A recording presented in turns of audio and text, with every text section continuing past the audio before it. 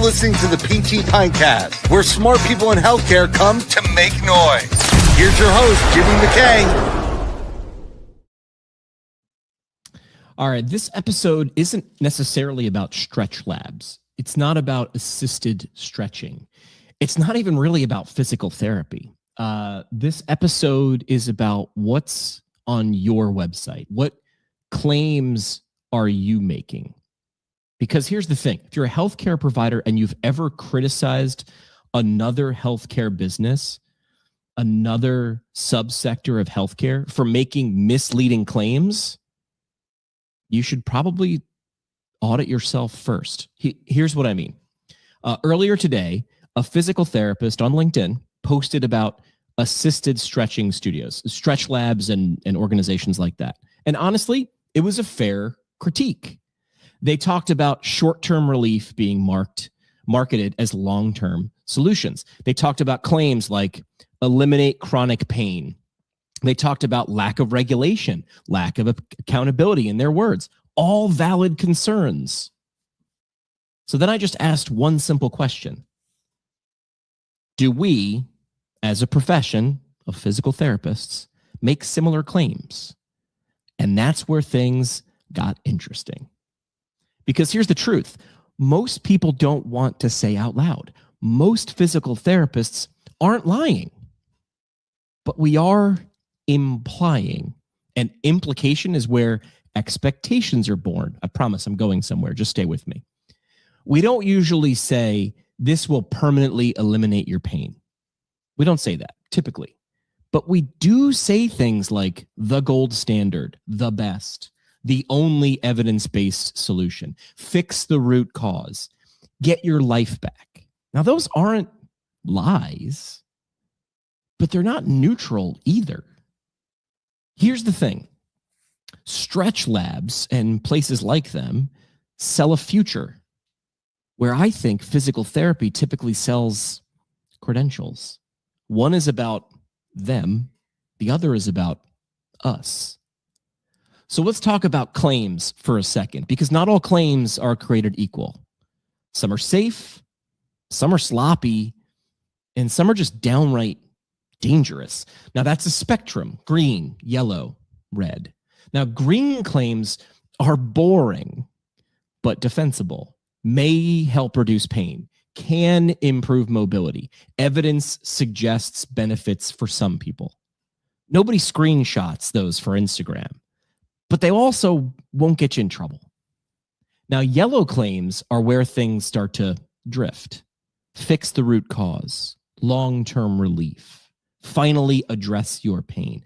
Not always wrong, but highly dependent on who's reading them and what they think you are promising. And then finally, red claims, they're outcome promises. Eliminate chronic pain. Pain-free again, permanent relief. And here's the uncomfortable part. If stretch studios shouldn't say things like that, neither should we. So if you do nothing else after listening to me ramble here, do this. Go to your own website if you own a business or the organization you work with and audit your own website. Not emotionally, not defensively, try not, but practically, and ask yourself these 7 questions. You ready? I'll put them in the show notes so you don't have to write them all down.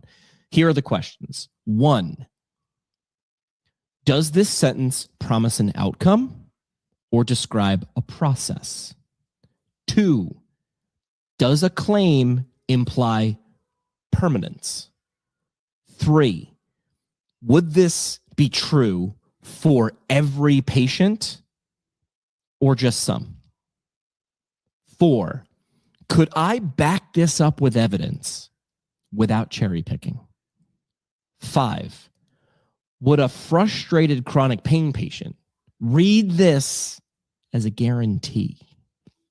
6, would I feel comfortable defending this sentence to a regulator, an insurer, or an attorney?